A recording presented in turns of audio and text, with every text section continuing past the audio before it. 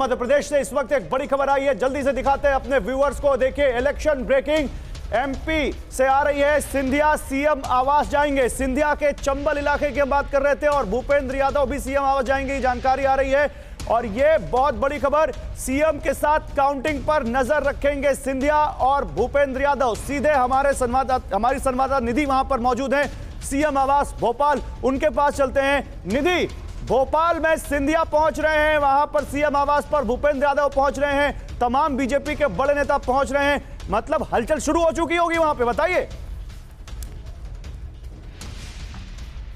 बिल्कुल ठीक कह रहे हैं आप गौरव, और भोपाल इस वक्त हॉट स्पॉट है क्योंकि यहीं पर ही सब हलचल देखने को मिलेगी। चुनाव के नतीजे जैसे ही शुरू हो जाएंगे, जैसे ही ट्रेंड शुरू हो जाएगा, और जैसे कि आपने बताया ज्योतिरादित्य सिंधिया, उनके लिए भी एक बहुत बड़ा टेस्ट है चंबल ग्वालियर रीजन, जिससे पहले आप बाबू मोशाय से लगातार ये डेटा मोशाय से चर्चा कर रहे थे। उनके लिए एक बहुत बड़ा टेस्ट है ये चुनाव, क्योंकि इससे पहले 2018 में वो कांग्रेस में थे, अब वो बीजेपी में है, लेकिन 230 सीटें हैं और पूरा जो मध्य प्रदेश है वो जरूर देखने सब इस वक्त सबकी नजरें इस पर हैं कि मध्य प्रदेश में क्या होता है।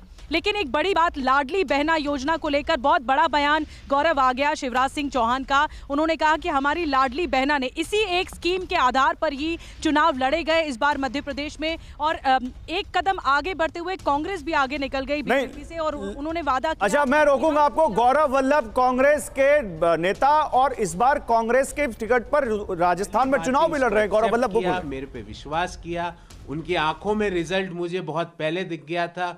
3-4 घंटे बाद देश के लोग, राजस्थान के अन्य शहरों के लोग देख लेंगे कि उदयपुर में 20 साल के कुशासन का अंत हो चुका है।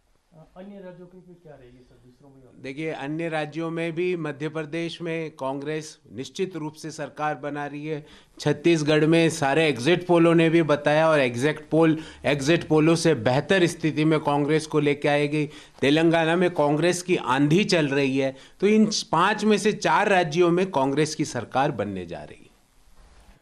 तो देखिए, गौरव वल्लभ जो कि झारखंड में चुनाव लड़ चुके हैं और इस बार उदयपुर गए हैं सीट लड़ने, और वो कह रहे हैं कि हम जीतेंगे और सारे एग्जिट पोल बेकार साबित होंगे। ठीक है, ये गौरव वल्लभ का दावा है। बैक टू एमपी, मेरा जो सबसे ज्यादा इंटरेस्ट है डेटा मुशाय, वो मालूम है कहां पे है? वो है महाकौशल में।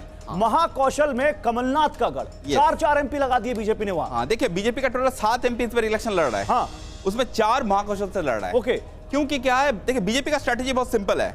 आप चंबल में कांग्रेस में रोक दो, महाकौशल में कांग्रेस में रोक दो, और ये ब्लू दिख भी रहा है, आप देखिए। हाँ, देखिए पिछले 42 सीट से एक बार सीट टैली मारी है। हाँ, सीट टैली दिखाइए वैभव।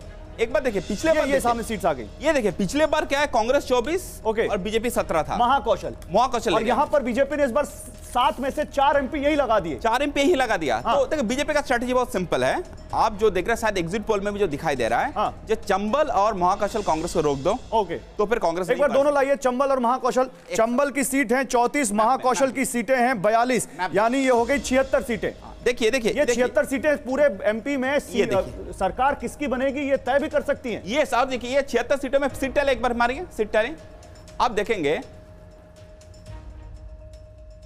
ठीक है, आ गई सीट टैली, ये सीट टैली बिल्कुल, ये तो पूरे मध्य प्रदेश की आ गई, लेकिन ये आपकी आ गई चंबल की। ये देखिए, ये चंबल और महाकौशल मिलाकर, चंबल और महाकौशल मिलाकर आप देखेंगे जो टोटल, एक महाकौशल कमलनाथ का इलाका, चंबल सिंधिया का इलाका था। तो एक्चुअली देखिए, इधर ही 50-24 हो गया था, और इसी से कांग्रेस का सरकार बना था, इसी से एज ले ली कांग्रेस, इसी से। और बीजेपी का स्ट्रेटेजी ये नंबर इक्वल करने का। ओके, अगर चंबल और महाकौशल में कांग्रेस बीजेपी इक्वल आ जाता है तो कांग्रेस का। छत्तीसगढ़ लाइए जल्दी से वैभव, छत्तीसगढ़ लाइए, क्योंकि देखिए मध्य प्रदेश तो हमने समझा दिया, जल्दी से छत्तीसगढ़ समझा देते हैं। छत्तीसगढ़ में क्या वैभव देख रहे हैं आप? देखिए छत्तीसगढ़ में 2 एरिया में आप डिवाइड कर सकता है, एक है नॉर्थ एरिया और ये बस्तर।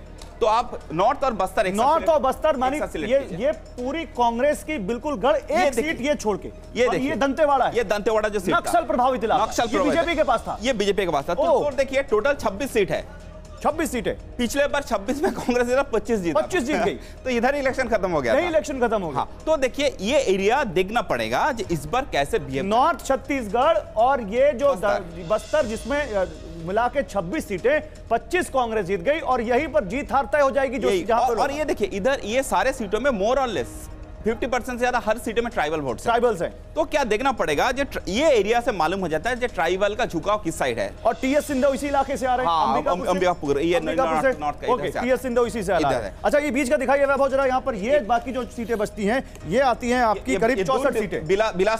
बिलासपुर, दुर्ग और रायपुर। हाँ, ये 3 डिवीजन आप देखेंगे, ये 64 सीट्स है।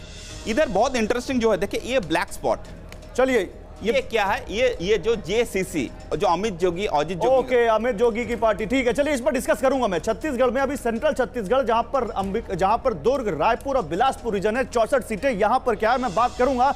लेकिन देखिए अभी क्योंकि वक्त है एक छोटे से ब्रेक का, डेटा बुशाय अपने अल्ट्रा मॉडर्न डेटा और एआई की मदद से आपको जो बताने जा रहे हैं अद्भुत है, कहीं नहीं कोई बता पाएगा। और इनका दावा एक बार फिर दोहरा दूं, 9:30 बजे आपको रुझान देख के रिजल्ट बता देंगे।